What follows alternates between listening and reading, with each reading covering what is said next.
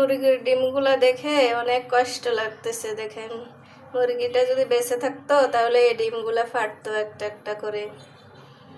দেখছেন কি খারাপ লাগতেছে দেখে। এখন কি করবো, এতগুলা ডিম খাওয়া যাবে?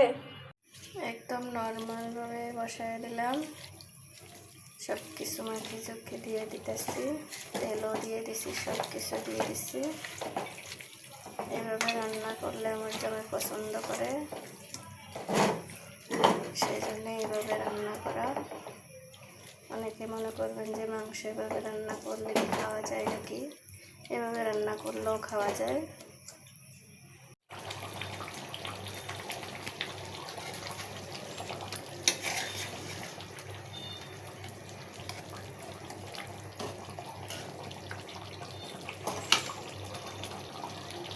মেয়েদের অনেক সমস্যা, যায় না কারো কাছে বলা।